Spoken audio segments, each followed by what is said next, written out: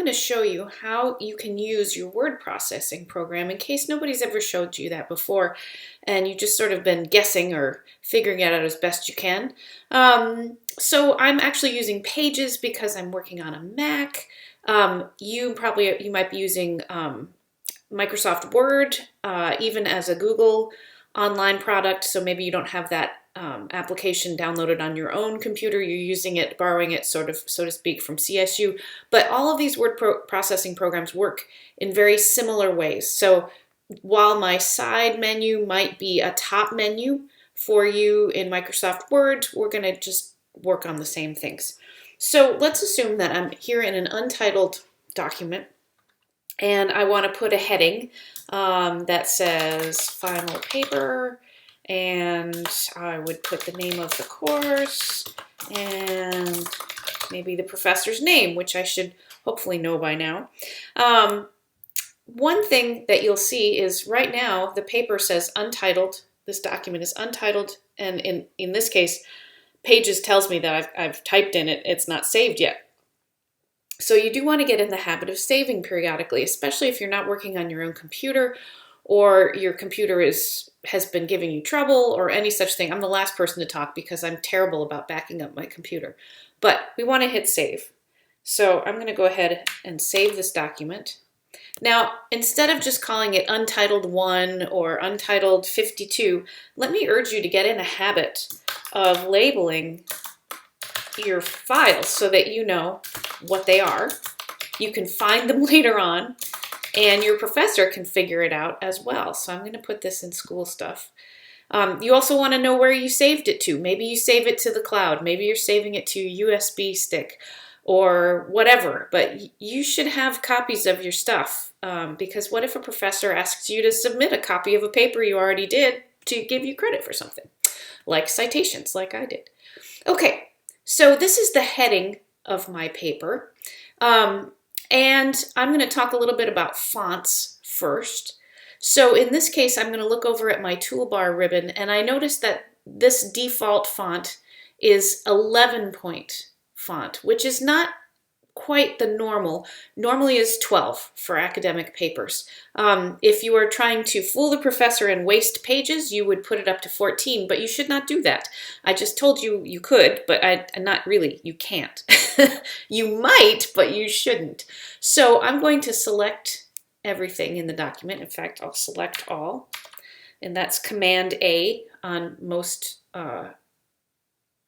interactions with either PC or Mac. It's some sort of command and then A is all.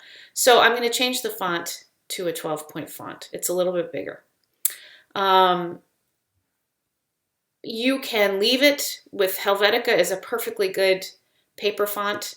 You would not choose something like this one, Herculaneum, which is definitely pretty but not academic. You got to choose the right font for the right time. My favorite fonts are these here in my frequently used menu. Optima is my own favorite. That's a Mac product, but Times New Roman, it may be old-fashioned, but it is legible. It is clear. Often professors are talking about fonts that are clear on the page. They make it easy for us to read. They make it easy for anybody else to read. So that's kind of, and they have a reasonable amount of spacing on the page. So that's why we choose those. So those fonts are over here in the menu option. And again, you might know that already, but hey, I'm just telling this in case somebody's brand new to it. Okay, now I'm going to give my paper a title. The Horn in Art and Music. Okay, I'm just making up a paper title here. And I say, oh gosh, I need this to be centered because it's the title. Okay, now we're going to talk about the word justification. In your word processing program, either in the side menu or the top menu, there are justification options. Sometimes it's a little pull-down menu, so you'll only see the one that you're using at the moment, and you have to pull down the little contextual menu to get the other options. So justification means how are the words aligned on the page. This justification here that is highlighted right now says Align the words at the left margin. Whatever you've set as the left margin, that's where every line of type is going to happen. Center is the one we want, and see, I just changed it and it flipped back and forth. Sometimes, depending on the program, you have to highlight the whole line. Pages here is pretty smart about that. If for some reason we wanted it aligned to the right margin, I could choose that. I only use that one, frankly, when I'm doing concert programs and I'm sort of creating a visual look on the page. You would not use that in an academic paper. The other one that you could use is justify text left and right. That means it's going to stretch the words out. It won't do it here because it's a short line of text, but it would. I'll show you down in a minute. It'll stretch the words out so that it looks like all the words evenly are spaced to touch both the left and the right margin. You don't need to worry about that for papers. I use it when I'm writing a newsletter or publishing something, and I like publishing a textbook or something, and I want it to look sort of planned out and calm and orderly. But you really don't have to worry about that. You're going to choose for the title of a paper. You probably would choose center. It would be okay with me if you put it left margin, flush left as well, but often people want to put it center. So there we go. Now I'm going to hit the new line and I want to start typing. I hit 2 returns there to get away a little bit of space between it. I'm going to start typing, but I don't want to center my text. This paragraph is part of my paper. Why is it centered? Oh no, I've forgotten to change the justification. Okay, so once you get away from your title, you now want to select all this text and even into the return, so it'll carry on to the next line. And I want it to be left margin, flush left justify. Again, if I chose that right and left, notice how it changed the spacing a little bit. That's so that the beginning of this line and the end of this line touch the right and left margins. See the difference? Left justify, it touches the left margin and it doesn't care one way or the other about the right margin. It just lets it do what it does. This one, it sort of moves everything around. You don't have to do that. In fact, don't. Okay, left margin. Okay, I'm writing the body of my paper. And now it's time for a new paragraph. Okay, so first of all, before we get to a new paragraph, let's talk about spacing. My cousin, who is also a college professor, was laughing at me not long ago on social media for suggesting that people might want to double space their papers. This is an older convention from when we were grading papers that were written and typed out and submitted in paper rather than electronically. And he's right. I don't need you to double space a paper. I tend to do that because my sense of how long a writing is still related to how it fits on a normally formatted piece of paper, because that's how I grew up doing scholarship. But you know, hey, now we're doing word counts, so that's not such a big deal. I find it easier to read, frankly, and to proofread my own work when it's double spaced. That might be just because that's how I grew up. Maybe single spacing looks great to you, but let's talk about what that is. So again, on your Microsoft Word toolbar, there's going to be an option for line breaks or line spacing, and it'll say 1, 1.5, 2. In Pages, it's over here. It says lines. And so I'm going to change the spacing. And you can see as I do that the distance between one line and the next changes. So if I say I want it double spaced, that's double space. That's the same as hitting return twice at the end of each line. It just does it automatically. You don't have to do it. Back in the day, uphill both ways in the snow, when we were actually typing papers, I would have had to hit the return key twice as I was actually typing the words onto an actual piece of paper. Wow, those days are far behind us. So I do prefer double spacing myself. I find it easier to look at. I find it easier to have room to put in annotations for students, even electronically when I'm editing in Cougar View and I want to add a comment or circle something that you spelled wrong or whatever. It's a little bit easier when it's double spaced. Not a huge deal.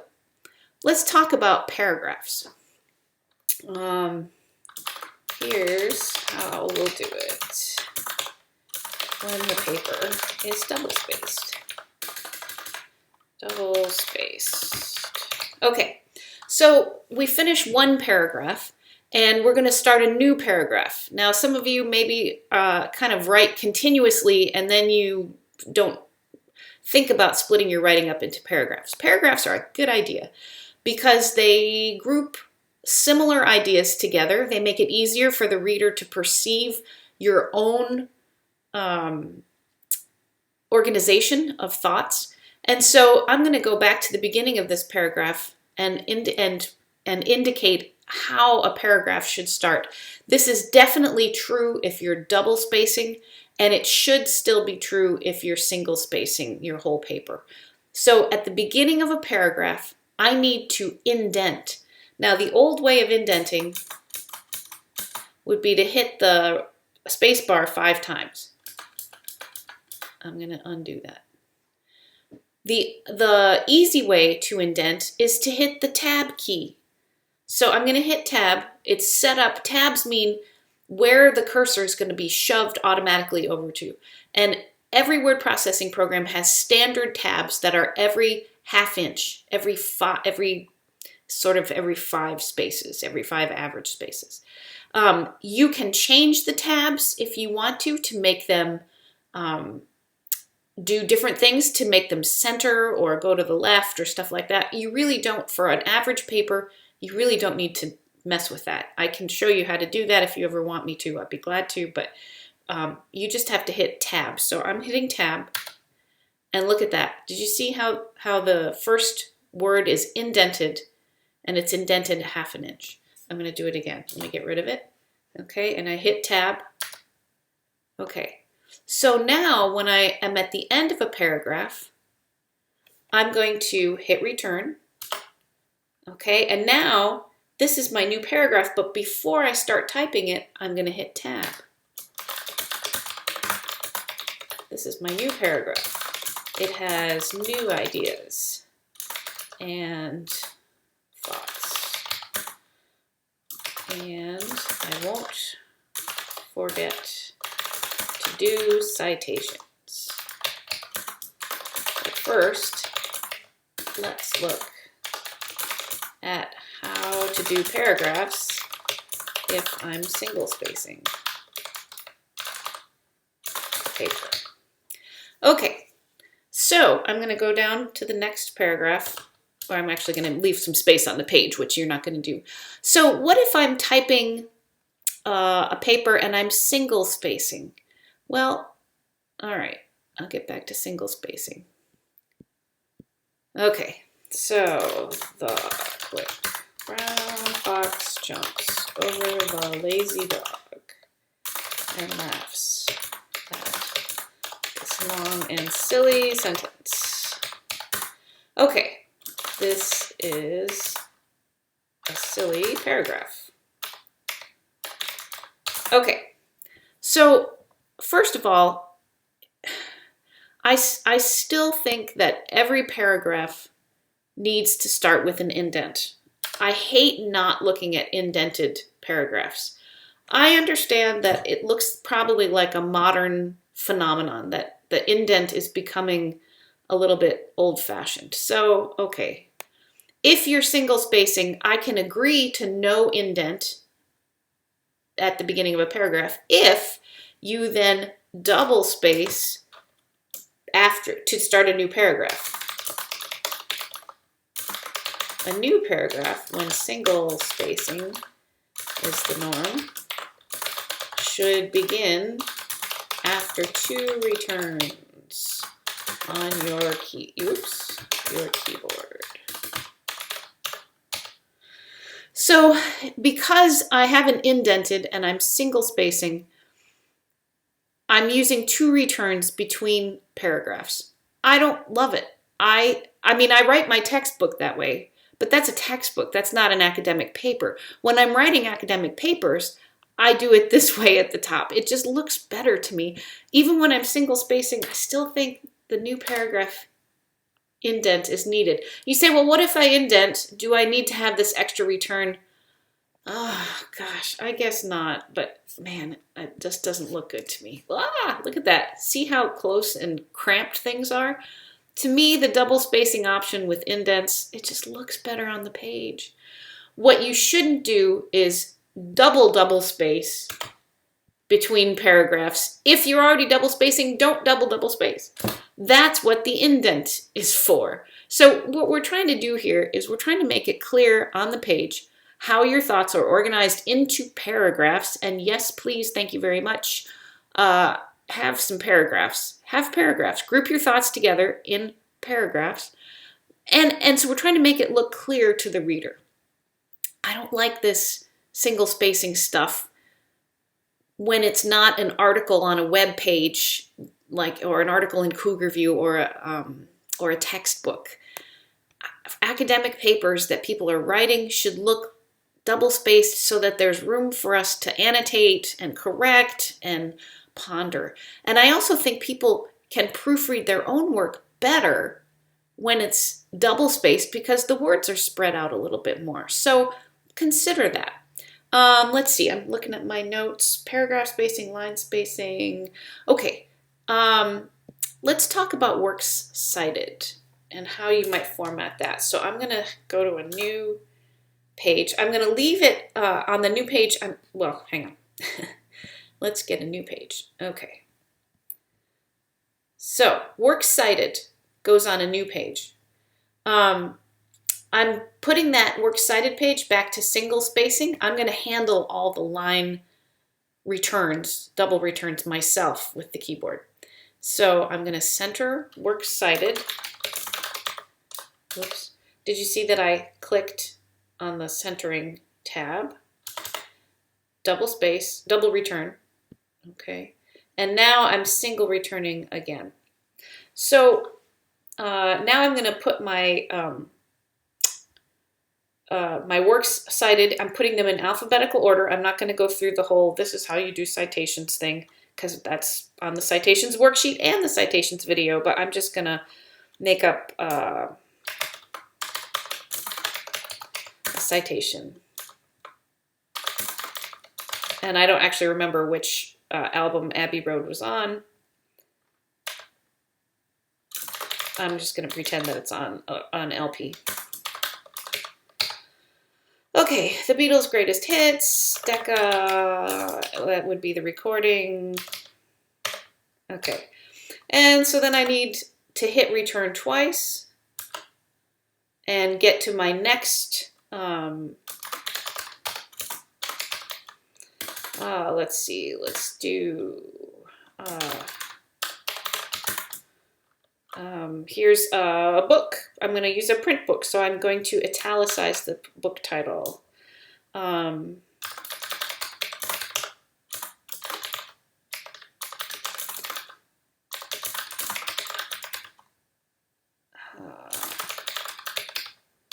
Okay, that's italicized, and so that's Command I on a Mac. It's also available in the menu over here. Notice I'm italicizing. That's the title of a book. So now I'm going to stop italicizing. I can use the keyboard command or I can click on this. The next words are not going to be italicized. I got to put where that book was published.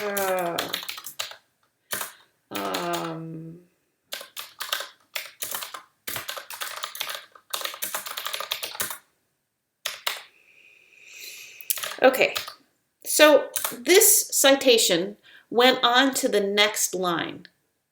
So I am going to make a hanging indent. Now there's two ways to do it. One is I could set up in the tabs or in the indent style how to do that. But watch this. It's really easy. I need to make this second line go in 5 spaces. Now, I could just type 5 spaces, but notice nothing's happening because there's still room at the beginning of this previous line. It's like putting those little spaces there. I need to force this second line to move to the right. So here's what I'm going to do. I hit return, and nothing happened. That's because I'm creating a line break between these two lines. They weren't broken up before. They were just sort of flowing. Now I hit tab. Oh my goodness. Now watch this. Oh, it didn't do it. Sometimes, if you do it right, the next line, nope. So sometimes the next line will actually stay indented. And if that happens, you just hit delete and it backs it back up. Let's see.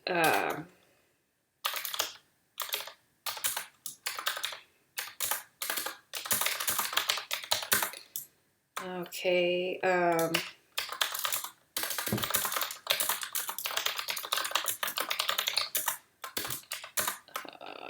Let's see. So I'm making a citation here. Let's see, volume.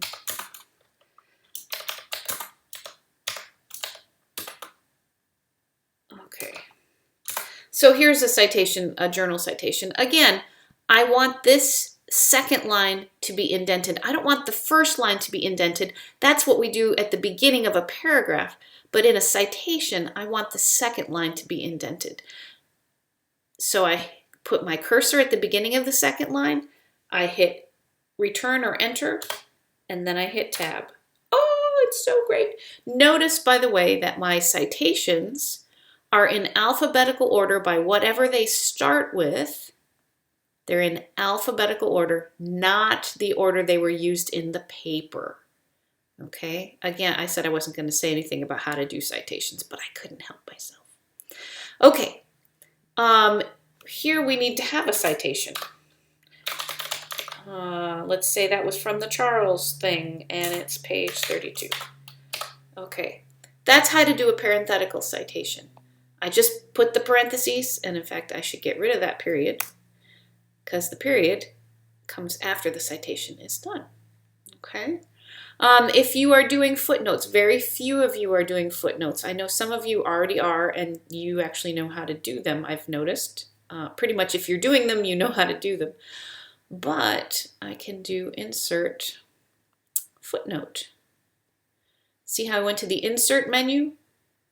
And I went down to insert footnote. Okay. By the way, notice that at the bottom of this page, oops, I have a mistake. The font is not yet changed to what my paper is. That's because this is a footer or a footnote. I don't remember what the citation was, but I'm just gonna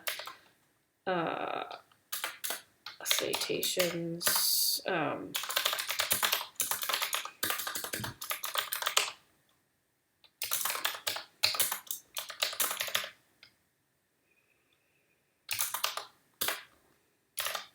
And we just said that was page 32. So I'm not going to do both parentheses and footnotes. This is if you were only doing footnotes, okay, or endnotes. You can make it instead of a footnote, you can make it do an endnote.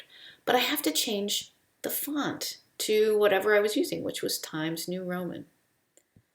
Okay. If you're using an auto cite engine, you're using something that has done your citations for you, and you've pasted them in somewhere, like here, or you've pasted them into your works cited, you have to change the font to be the font of your paper. You cannot leave it with whatever it came from off the web. You might also have to change the background. So in this case, there's no background color. Often that's called gradient or image fill. So you have to undo that. So you can do that in a couple different ways. You could go to the format menu if you have one, and it will say remove formatting. You can, I think that's a Microsoft option more. You can get rid of, in this case, what I would do is I would get rid of the fill, the gradient or advanced fill, image fill. That would be like this grayed out background that sometimes happens when you cut and paste stuff off of HTML pages online. So just because you're using an auto cite engine, which I don't think you should do, I think you should know how to. So auto cite engines, they have formatting issues. You have to undo stuff. In my mind, it's just as quick and easy to learn how to do the citations by just typing them in yourself as it is to tell the computer make an auto citation here. I just, okay. Let's see. So luckily you don't have to know how to put the footnote at the bottom of the page. The word processing program will do it for you. Again, back in the day, uphill both ways in the snow, when we were actually typing on a typewriter, you had to actually plan where at the bottom of the page your footnotes were going to go. It was a drag, let me tell you. I didn't have to do too many papers that way. Most of my work as a young scholar was done on a computer, so I'm not as old as I could be. All right, I think that's all of the word processing things that you want to know. The difference between bold, italic, and underline. Bold, you pretty much don't use it in an academic paper. Italic, we would use it for titles of books, journals, movies. Italicized there, see that italicized that. Books, journals, movies. Underline, no, do not underline stuff in a paper. In an academic paper, If you think you're going to underline, use italics. Okay, that's it. What else do I need to tell you?